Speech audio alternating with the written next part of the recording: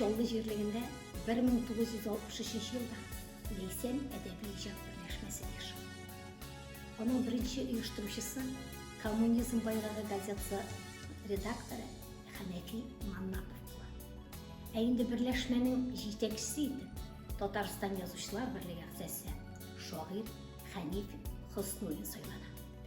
Лейсен әдеби ижад бірләшмәсе бүгінгі күнде де өз қибласын юғалтмай ішлеп келеді. 2023 жыл Лейсенлілерінің юбилей жылы. Лейсенге 60 жыл. Түрлі хөнәр иелері солқын қысан вагонларда яшап, КамАЗ төзелешен алып барган чорда да әдәби берләшмә үзенең эшчәнлеген туктатмый. Лейсенде канат ныгыткан каләм иеләре еллар үтү белән ул әдәбиятка сукма калды.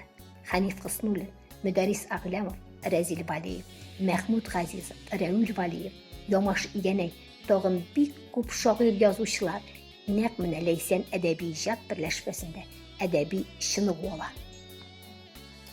Әдәби сәхифәләрне актара башлауга төбәге бездә якты эз калдырган күренекле, талантлы күп мәшәхеснең исеме хәтердә яңара.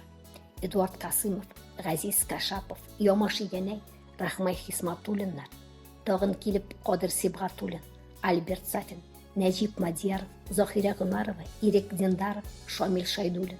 Бүгенге көндә татар укучысын матур иҗатлары белән җәлеп иткән күренекле әдипләр Факил Сафин, Ойдар Халим, Мансур Сафин, Вахид Имамов, Рәшид Бәшәр, Дәнис Хайруллин, Рафис Сәлимҗанов, Ойрат Суфьянов һәм башка үзенчәлекле әдипләр яши шәһәрдә. Бүгенге көндә Лейсен әдәби иҗат берләшмәсе үзенең иҗат активлыгын югалтмый эшләп килә. Шигъри тупламалары, проза әсәрләре белән китаплар бастырып чыгаралар.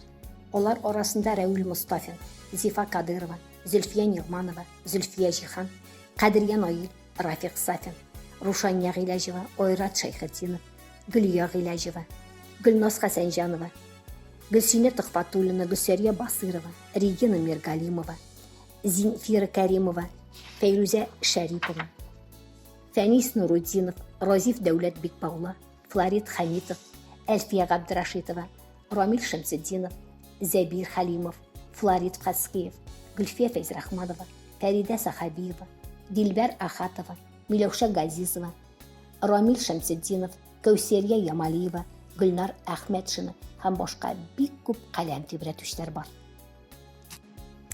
1970 еллар азагында шәһәребезгә килеп, Лейсен әдәби иҗат берләшмәсендә үзенең шәхси шигърият мәктәбен нигезләргә өлгергән күренекле татар шагыйре Кадыр Сибгатуллин булай дип яза. Мәңгелеккә үтеп бара торган кешелекнең без бер буыны. Алып кара, үзеп ташлап кара чылбырдагы безнең урынны. Бу шигъри юллар безгә кабат-кабат үткәннәрне онытып киләчәккә барып булмавын искәртә бит. Тарихны үзгәртә алмаган кебек, берләшмә эшчәнлегендә бер генә чорын да сытып ташлап булмый. Алай гына да түгел, бүгенге көн дәвамчыларының аңа хакы да юк. Яшь каләм тибрәтүчләрне үзенә җыйган Лейсен әдәби иҗат берләшмәсенә 60 ел. Күп тә кебек үзе, аз да. Тарих өчен бер мизгел генә ул. Шул еллар дәвамында берләшмәгә кемнәр генә килмәгәндә, каләменнән тамган ялкынлы сүзләрен кайсы гына укучыга ишеттермәгән. Кадерле укучылар, Лейсен әдәби иҗат берләшмәсе эшчәнлеге белән якыннан танышырга теләгән һәркемне шәһәр үзәк китапханәсенең әдәбият тарихы музеенда көтәбез. Рәхим итегез.